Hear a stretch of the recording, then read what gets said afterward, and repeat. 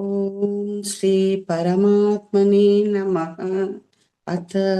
गीताध्यायनम्। ॐ पार्थाय प्रतिबोधितां भगवता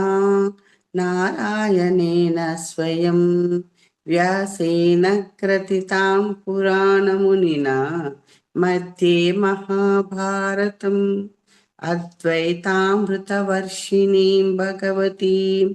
अष्टादशाध्यायिनीम् अम्ब त्वामनुसन्दधामि भगवद्गीते भवद्वेषिणी। नमोऽस्तु ते व्यासविशालबुद्धे फुल्लारविन्दायतपत्रनेत्र येन त्वया भारततैलपूर्णः प्रज्वालितो ज्ञानमयप्रदीपः। प्रपन्नपारिजाताय स्तोत्रवेत्रैकपाणये ज्ञानमुद्राय कृष्णाय गीतामृत नमः। वसुदेवसुतं देवं कंसचाणूरमर्दनं देवकी परमानन्दं कृष्णौ वन्दे जगद्गुरुम्। भीष्मद्रोणतटा जयद्रथजला गान्धारनीलोत्पला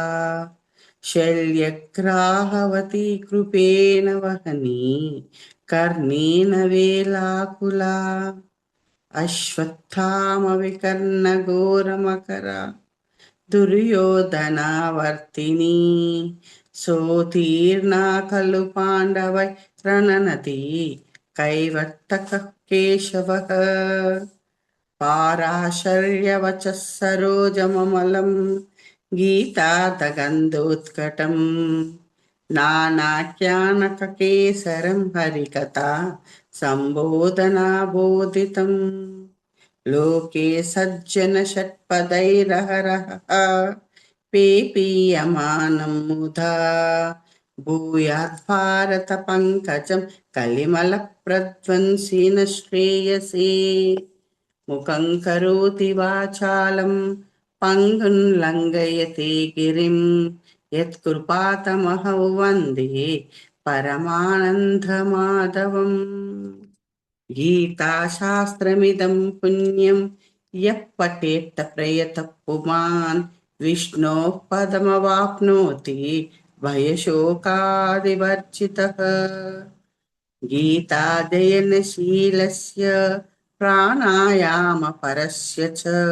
नैव सन्ति हि पापानि पूर्वजन्मकृतानि च। मलनिर्मोचनं पुंसां जलस्नानं दिने दिने सकृत् गीताम्बस्नानं संसारमलनाशनम्। गीतासु गीता कर्तव्य किमन्यैः शास्त्रविस्तरैः या स्वयं पद्मनाभस्य मुखपद्माद्विनिश्रुता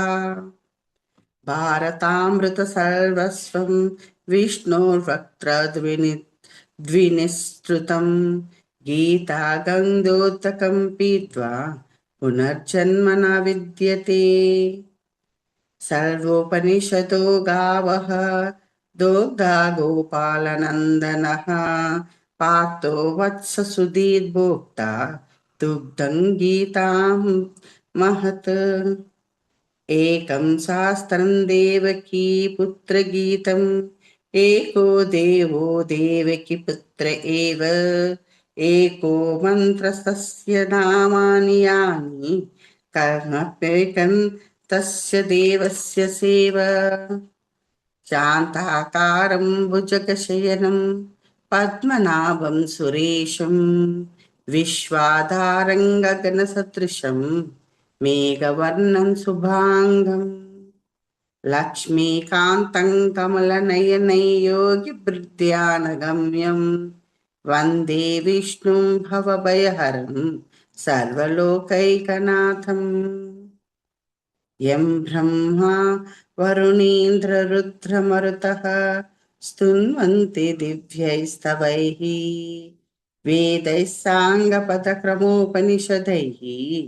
गायन्ति यं सामगाः ध्यानावस्थिततज्ञतेन मनसा पश्यन्ति यै योगिनः यस्यान्तन्न विदुःसुरासुरगणाः देवाय तस्मै नमः इति गीताध्यानं सम्पूर्णम्। ॐ श्री परमात्मने नमः। श्रीमद्भगवद्गीता अथ प्रथमोऽध्यायः। अर्जुन विषादयोगः। धृतराष्ट्र उवाच धर्मक्षेत्रे कुरुक्षेत्रे समवेतायुयुत्सवः मामकाः पाण्डवश्चैव किमकुर्वत सञ्जय। सञ्जय उवाच दृष्ट्वा तु पाण्डवानीकं व्यूढं दुर्योधनस्तदा आचार्यमुपसङ्गम्य राजा वचनमब्रवीत् पश्यैतां पाण्डुपुत्राणाम् आचार्य महतीं च मूं व्यूढान् द्रुपदपुत्रेण तव शिष्येन धीमता।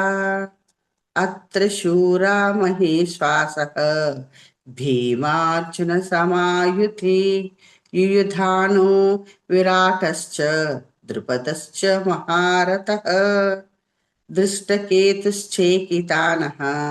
काशीराजस्य वीर्यवान् पुरुजित् कुन्तिभोजश्च शैब्यश्च नरपुङ्गवः युद्धमानश्च विक्रान्तः उत्तमौजश्च वीर्यवान् सौभद्रो द्रौपदेयाश्च सर्व एव महारथाः। अस्माकं तु विशिष्टे इमे तानि बोध द्विजोत्तमा नायका मम सैन्यस्य संज्ञातं तान् ब्रवमिते। भवान् भीष्मश्च कर्णश्च कृपश्च समतिञ्जयः अश्वत्थामविकर्णश्च सौमदत्तिस्तथैव च अन्ये च बहवः शूराः मदत्ते जीविताः नानाशस्त्रप्रहरणाः सर्वे युद्धविशारदाः अपर्याप्तं तदास्माकं बलं भीष्माभिरक्षितं पर्याप्तं त्विदमेतेषां बलं भीष्माभिरक्षितम् अयनेषु च सर्वेषु यदा भागमवस्थिताः भीष्ममेवाभिरक्षन्तु भवन्तः सर्व एव हि तस्य सञ्जनयन्नर्षं कुरुवृद्धः पितामहः सिंहनादं विनोदश्चैः शङ्खं दद्मो प्रतापवान् ततः शङ्काश्च भैर्यश्च पाणवानकगोमुखाः सहसैवभ्यहन्यन्त सशब्दस्तुमुलोऽभवत् ततः श्वेतैर्यैर्युक्ते महती स्यन्दने स्थितौ माधवः पाण्डवश्चैव दिव्यौ शङ्खौ प्रदद्मुतुः पाञ्चजन्यं ऋषिकेशः देवदत्तं धनञ्जयः पौण्ड्रं दद्मो महाशङ्खं भीमकर्णवृकोदरः अनन्तविजयं राजा कुन्तीपुत्रो युधिष्ठिरः नकुलः सह देवश्च सुघोषमणिपुष्पकौ काश्यश्च परमेश्वासः शिखण्डी च महारथः दृष्टद्युम्नो विराटश्च सात्यकिश्च पराजितः द्रुपदो द्रौपदेयाश्च सर्वस्य पृथिवीपते सौभद्रश्च महाबाहो शङ्खं दद्मुः पृथक् पृथक् सघोषोदात्तराष्ट्राणां हृदयानि व्यधरायत् नभश्च पृथिवीं चैव तुमुलो वेणुनादयन् तदौ व्यवस्थितान् दृष्ट्वा धार्तराष्ट्रान् कपिध्वजः प्रवृत्ते शास्त्रसम्पाते धनुरुद्यम्य पाण्डवः ऋषिकेशान् तदा वाक्यम् इदमाह महीपते। अर्जुन उवाच सेनयोरुभयोर्मध्ये रथं स्थापय मेच्युत यावदेतान् निरीक्षेऽहं योधा कामवस्थितान् कैर्मया सह योद्धव्यम् अस्मान् करणसमुद्ययम् समुद्यमे वेक्ष युत्सामाननावेक्षहं या एतेऽत्र समागताः धार्तराष्ट्रस्य दुर्बुद्धेः मुद्धे युद्धे प्रियचिकीर्षवः। संजय उवाच एवमुक्तो ऋषिकेशः गुडाकेशन भारत सेनयोरुभयोर्मध्ये स्थापयित्वा रथोत्तमम् भीष्मद्रोण प्रमुखतः सर्वेषां च महीक्षिताम् उवाच पात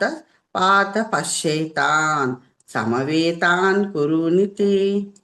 तत्र पश्येतस्थितान् पार्थ पितॄणां पितामहान् आचार्यान् मातॄन् भ्रातॄन् पुत्रान् पौत्रान् सखींस्तथा श्वाशुरान् सुहृदश्चैव सेनयोरुभयोरपि तान् समीक्ष्य स कौन्तेयः सर्वान् बन्धूनवस्थितान् कृपया परयाविष्टः विषीदन्तमब्रवीत्। अर्जुन उवाच दृष्ट्वेयं स्वजनं कृष्ण युयुत्स्यासमपस्थितं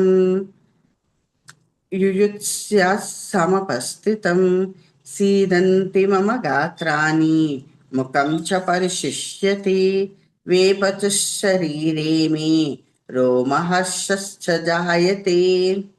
गाण्डीवं संसते हस्तात् त्वच्चैव परिधैयते न शक्नोम्यवस्थातुं भ्रमतीव च मे मनः न मित्तानि च पश्यामि विपरीतानि केशव न च श्रेयो न पश्यामि हत्वा स्वजनमाहवे न काङ्क्षे विजयं कृष्ण न च राज्यं सुखानि च किं नो राज्येन गोविन्द किं भोगैर्जीवितेन वा येषामर्थे काङ्क्षितन्नः राज्यं भोगसुखानि च ता इमेव स्थिता युद्धे प्राणस्त्यत्वधनानि च आचार्यः पितरः पुत्रः तथैव च पितामहः आचरः पितरः पुत्राः तदैव च पितामहाः मातुलः श्वाशुरः पौत्रः शालः सम्बन्धिनस्तदा एतान् हन्तुमिच्छामि ज्ञातोऽपि मधुसूदन अपि त्रैलोक्यराजस्य हेतो किन्नु मही कृते निहत्य धार्तराष्ट्रान्नः का प्रीतः स्यात् जनार्दन पापमेवाश्रयेधस्मान् हत्वा तान् तथायिनाः तस्मान्नरवहयं वयं हन्तुं धार्तराष्ट्रान् स्वबन्धवान् स्वजनं हि कथं हत्वा सुखिनः स्याम माधव यद्यप्येतेन पश्यन्ति लोभोपहवतश्चेतसः कुलक्षये कृतं दोषं मित्रद्रोहे च पातकम् कथन्न ध्येयोमस्माभिः पापादस्मिन्निवर्तितुं कुलक्षये कृतं दोषं प्रपश्यद्भिर्जनार्दन कुलक्षये प्रणश्यन्ति कुलधर्मः सनातनः धर्मे नष्टे कुलं कृष्णम् अधर्मोऽभिभवत्सितम् अधर्माभिभावते कृष्णा प्रदुष्यन्ति कुलस्त्रियः स्त्रीषु दुष्टासु वार्ष्णेय जायते वर्णशङ्करः शङ्करो नरकाय एव कुलज्ञानः कुलस्य च पतन्ति पितरो ह्येषां लुप्तपिण्डोदकक्रियः दोषैरेक्तैः कुलज्ञानं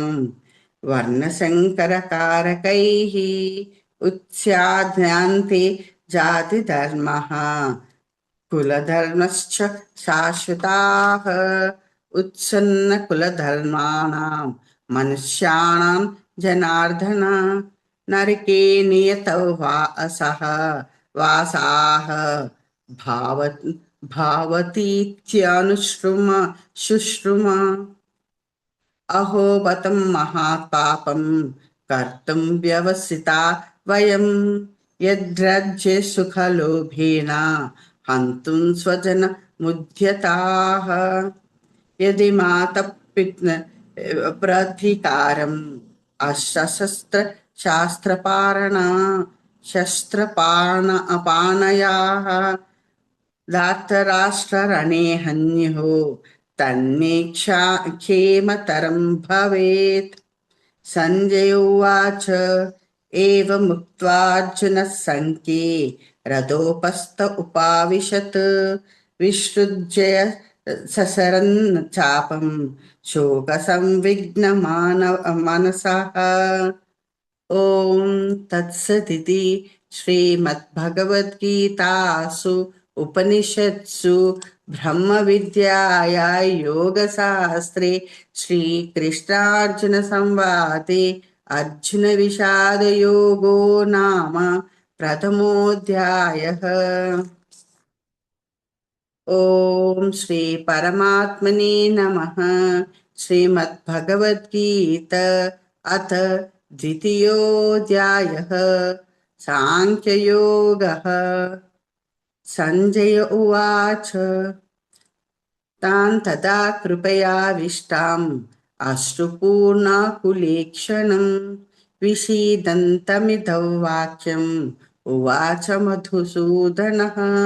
श्रीभगवानुवाच कुतस्त्वकश्मलमिदं विषेमि समुपस्थितम् अनार्यजुष्टमास्वर्गम् अकीर्तिकरमर्जुन क्लैभ्यमस्मगां पार्थं नैतत्त्वयुपपद्यते क्षुद्रं हृदय दौर्बल्यं त्यक्तोत्तिष्ठ परन्तप।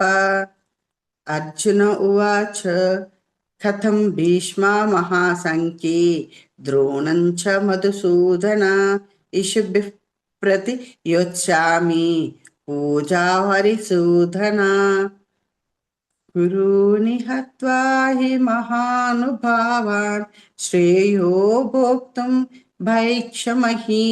मपीह लोके हत्वार्थकामास्तु गुरूणि हैव भुञ्जीय भोगान् रुधिरप्रदिग्धना नच्छैद्विद्मकतरन्नो गरीयः यद्वा जयाय जयाम यदा हि नानो जयायुः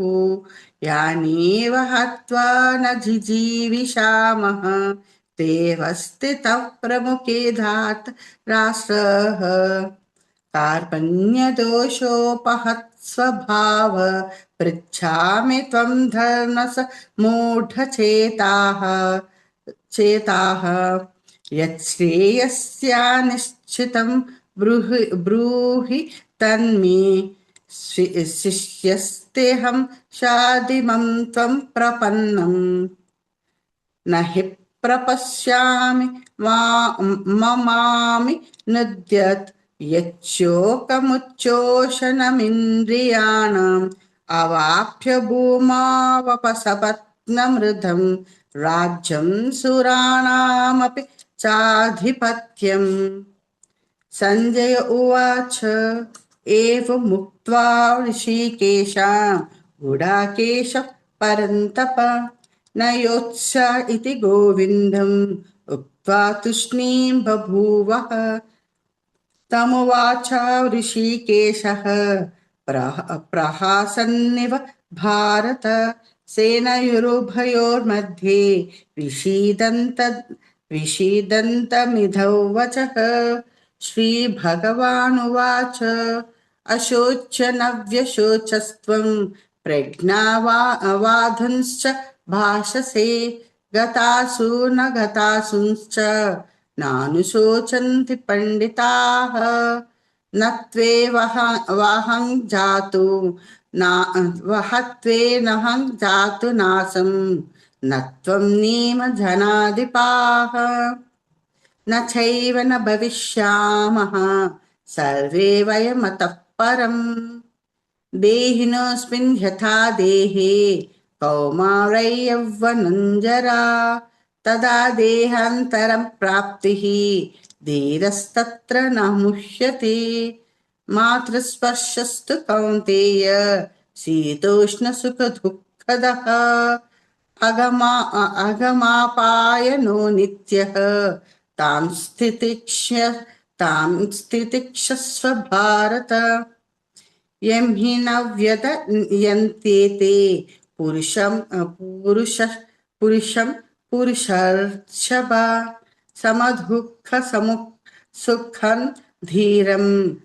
सोऽमृतत्वय कल्पते।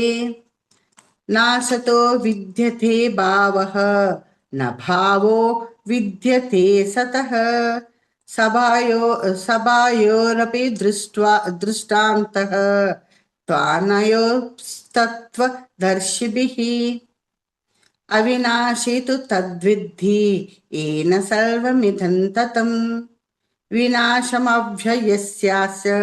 न कश्चित् कर्तुमर्हति। अन्तवन्त इमे देहा नित्यसोक्तस्य शरीरिणः अनाशिनो प्रमेयास्य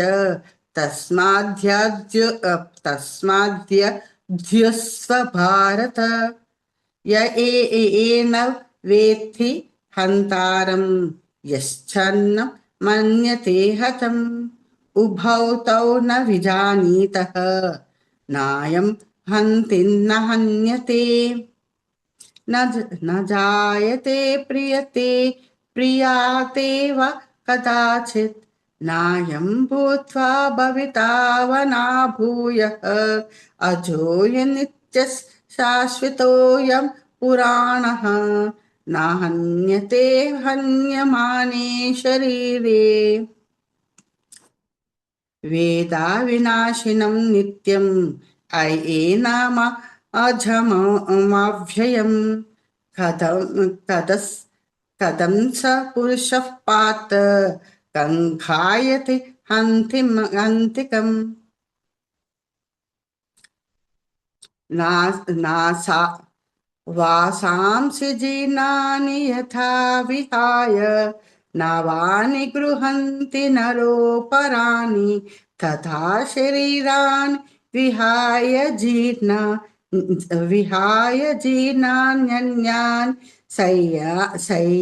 सय्याति नवानि देहि। नैनं छिन्दन्ति शस्त्राणि नैनं दाहति पावकः न चैन क्लेदयत्यपाः न शोषयन्ति मारुतः। अच्छोद्योऽयं धाव्ययम् अक्लोद्य शोष्य एव च नित्यः सर्वगतस्थाणुः अच्छोलोऽयं यं सनातनः अव्यक्तोऽयमचिन्त्योऽयम् अविकार्योऽयमुच्यते। तस्मादेव विदित्तैनं नानुशोचितुमर्हसि अथा चैन्यनित्यजातुं नित्यं वा मन्यसे मृतं तदापि त्वं महाबाहो नैवं शोचितुमर्हसि जातस्य हि ध्रुवो मृत्युः ध्रुवं जन्म मृतस्य च तस्मादपरिहार्ते न त्वं शोचितुमर्हसि अवक्तदीनि भूतानि व्यक्तमाध्यानि भारत अव्यक्तानि धनान्येन तत्र का परिदेवना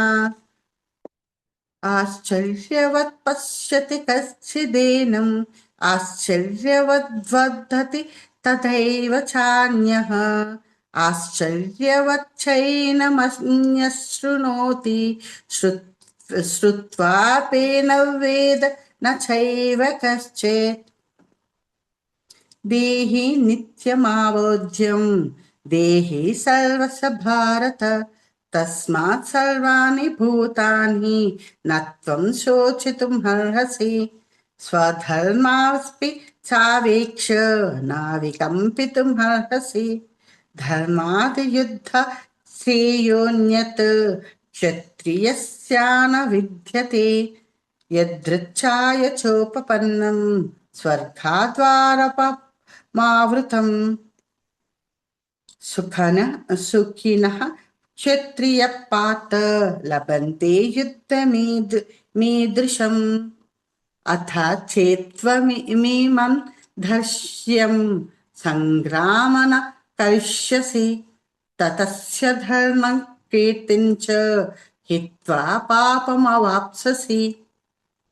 अकीर्तं चापि भूतानि कथं इष्यन्ति ते व्ययाम् सम्भावितस्य चाकीर्तिः मरणादत्यरिच्यते भायध्वानदुपरतं मन्स्यन्ते त्वं महारथाः येषां च त्वं बहुमतः भूत्वा यस्यासि लाघवम् अवाच्यवादांशु बहून् वदिष्यन्ति तावहिताः सीदन्तस्तव सामर्थ्यं ततो दुःखतरन्नु किम् हतो वा प्राप्स्यसि स्वर्गं जित्वा वा भोक्ष्यसे महीम् तस्मादुत्तिष्ठ कौन्तेय युद्धाय कृतनिश्चयः सुखदुःखे समे कृत्वा लाभालाभो जयाजयौ ततो युद्धाय युज्यस्व नैवं पापमवाप्स्यसि एषा ते विहिता साङ्ख्ये बुद्धिर्योगे त्विमां शृणु बुद्ध्या युक्तो यया पार्थ कर्मबन्धं प्रहस्यसि नेह विक्रमनाशोऽस्ति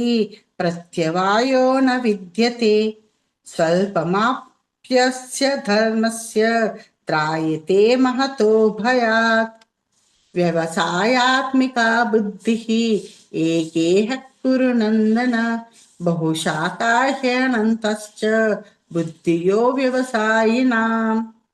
यामिमां पुष्पितां वाचं प्रवदन्त्यविपश्चितः वेदवादातरः पार्थ नान्यदस्तीति वादिनः कामात्मनः स्वर्गपराः जन्मकर्मफलप्रदाम् क्रियाविशेषबहुलां भोगैश्वर्यगतिं प्रतिम् भोगैश्वर्यप्रसक्तानां तायापावृतचेतसां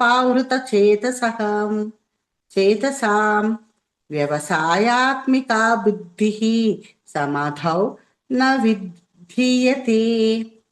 त्रैगुण्यविषया वेदाः निस्त्रैगुण्यो भवार्जुन निर्द्वन्द्वो नित्यसत्त्वस्थः निर्योगक्षेम आत्मवान् यावानर्थयुदपाने सर्वतः सम्प्लुतोदके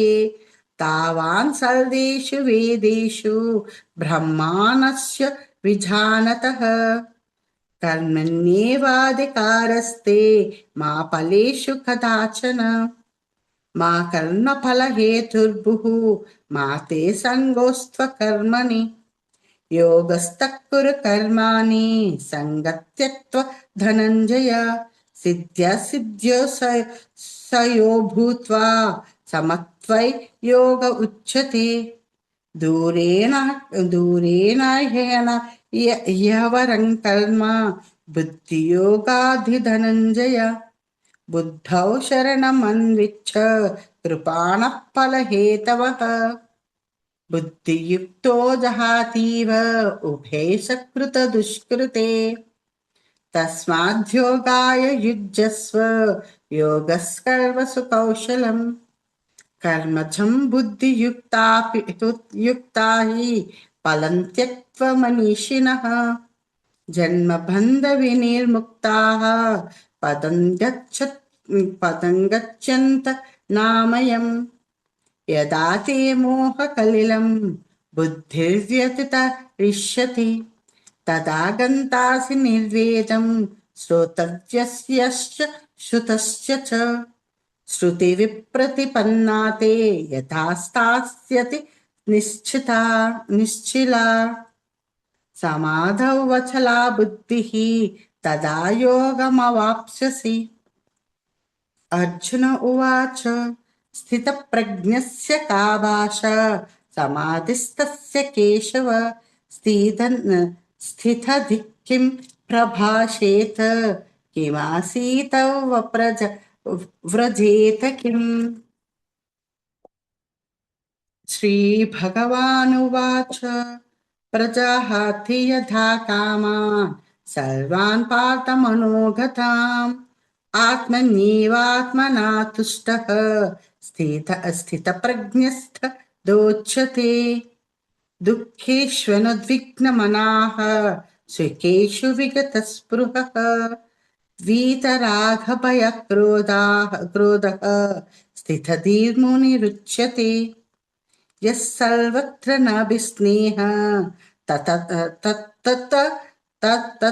प्राप्य शुभाशुभम् नाभिनन्दित नाद्वेष्टि तस्य प्रज्ञा प्रतिष्ठिता यथा संहरते चायं कुर्मोऽङ्गानीव सर्वशः इन्द्रियाणीन्द्रियार्थेभ्यः तस्य प्रज्ञा प्रतिष्ठिता विषया विनिवर्तन्ते निराहारस्य देहिना रसवर्जं रसोऽप्यस्य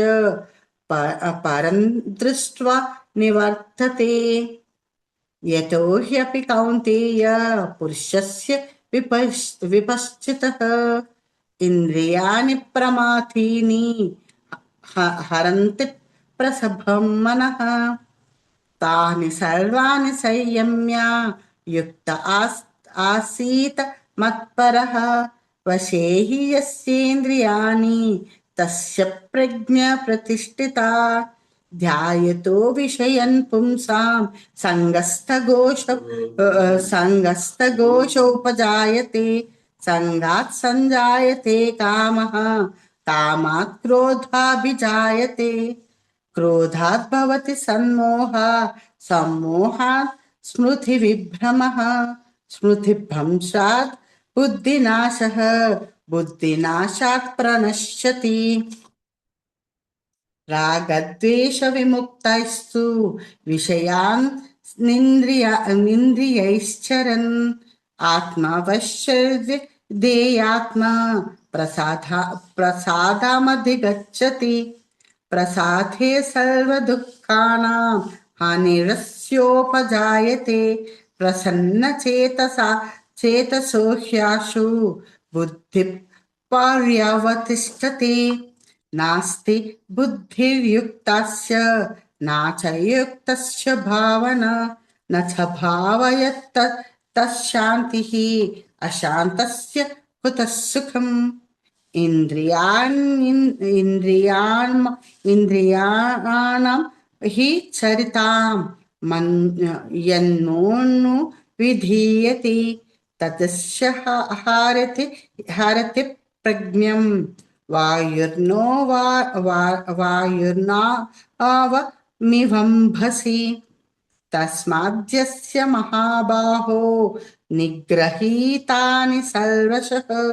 इन्द्रियाणीन्द्रियार्थेभ्य तेभ्यः तस्य प्रज्ञा प्रतिष्ठिता या निशा भूतानां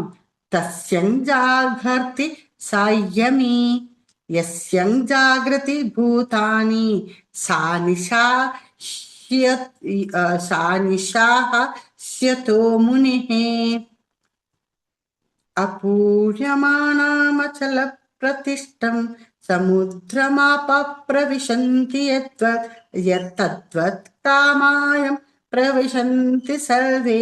स शान्तिमाप्नोति न कामकामीम् विहाय कायान् यः सर्वान्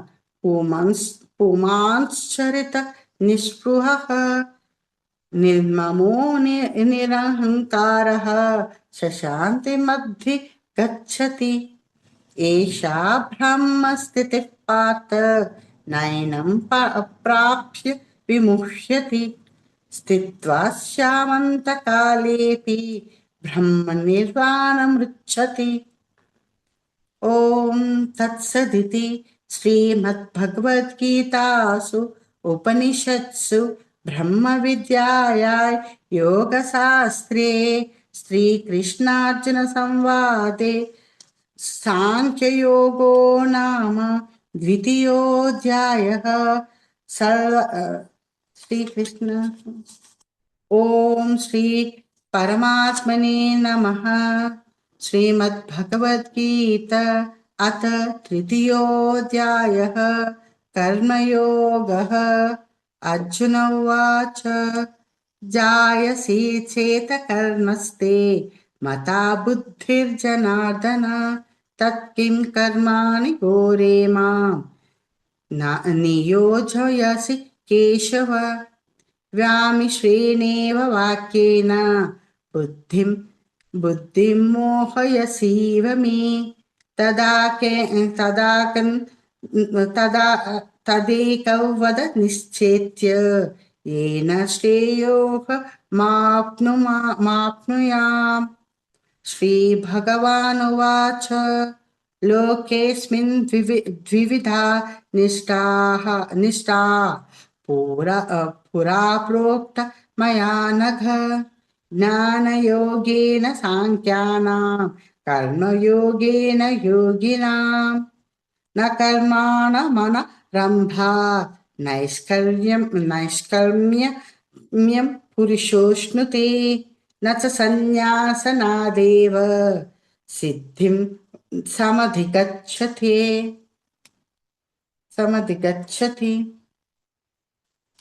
न हि कश्चित् क्षणमपि जातु तिष्ठत्य कर्मकृत् कार्येति ह्यवशः कर्म सर्वप्रकृतिजैर्गुणैः कर्मेन्द्रियाणि संयम्य या आस्ते मनसा स्मरन् इन्द्रियार्थेन विमूढात्मा मिथ्याचरः उच्यते यस्त्विन्द्रियाणि मनसा नियमायार्भितेऽर्जुन कर्मेन्द्रियैः कर्मयोगम् आसक्तः स विशिष्यते नियतं कुरु कर्मत्वं कर्मज्जायो ह्यकर्मणः शरीरायात्र पिचते न प्रसिद्ध्यत कर्मणः यज्ञात् कर्मणोऽन्यत्र लोकोऽयं कर्मबन्धनः तदातं कर्म कौन्तेय मुक्तसङ्गः समाचर सः यज्ञः प्रजा सृष्ट्वा पुरोवाच प्रजापतिः अनेन प्रसविष्यध्वम् एषवोस्थित्वष्टकामधुक् देवान् भवयातानेन ते देवा भावयन्तु वः परस्परं भावयन्तः श्रेयः परं वाप्स्यथ इष्टान् भोगान् हि वो देवः दास्यन्ति यज्ञभाविताः तैदत्तान्न प्रधामेभ्यः यो यो यो भङ्क्ति स्तना एव सः यज्ञशिष्टशिनः सन्तः मुच्यन्ते सर्वकिल्बिषैः भुञ्जते ते त्वघं पापाः ये पच्यन्त्यात्मकारणात् अन्नाद्भवन्ति भूतानि प्रजन्याधन्न सम्भवः यज्ञाद्भवति पर्जन्यः यज्ञः कर्मसमुद्भवः कर्म ब्रह्मोद्भव विद्धि ब्रह्मक्षर समुद्भवम् तस्मात् सर्वगतं ब्रह्म नित्ययज्ञे प्रतिष्ठितम् एवं प्रवर्तितं चक्रं नानुवर्तयतीह यः अघयुरेन्द्रियारामः युगं पार्थ स जीवति यस्त्वात्मरतिरेव स्यात् आत्मतृप्तश्च मानवः आत्मन्येव च सन्तुष्टः तस्य कार्यं विधीयते नैव तस्य कृतेनात् न कृतेनेह कश्चन न च सर्वभूतेषु कश्चिद्धर्थन्वपाश्रयः तस्मादसक्तः सततं कार्यं कर्म समाचर अशक्तो ह्यचरन् कर्म परमाप्नोति पुरुषः कर्मणैव हि संसिद्धिम् आस्तीत जनकादयाः लोकसङ्ग्रहमेवापि सम्पश्यन् कर्तुमर्हसि यद्यदाचरित श्रेष्ठः तथा देवातरो जनः सयत् प्रमाणं कुरुते लोकस्थधनुवर्तते न मे पार्थस्थे कर्तव्यं त्रिषु लोकेषु किञ्चन नानवप्तिमावाप्तव्यं वर्त एव च कर्मणि यदि ह्यहं न वर्तन्तेयं जातु कर्मण्यतन्द्रितः मामवर्तमानुवर्तन्ते मनुष्यपार्थ सर्वशः उत्सीदेयुर्मे लोकाः न कुर्वन् कर्म चेदहम् न सकर्मस्य च कर्तस्याम् उपवास्म्यामि मा प्रजाः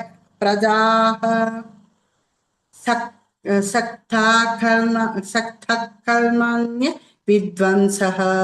यथा कुर्वन्ति भारत कुर्याद्विद्वंस्तथा शक्तः चिकीर्षुलोकसंग्रहम् न बुद्धिभेदं जानायेत् अज्ञानाङ्कर्णसङ्गीनां जोषयेत् सर्वकर्माणि विद्वान् युक्तः समाचरन् प्रकृते क्रियमाणानि गुणः कर्माणि सर्वशः अहङ्कारविमूढात्मा कर्ताहमिति मन्यते तत्त्ववित्तु महाबाहो गुणकर्मविभागयोः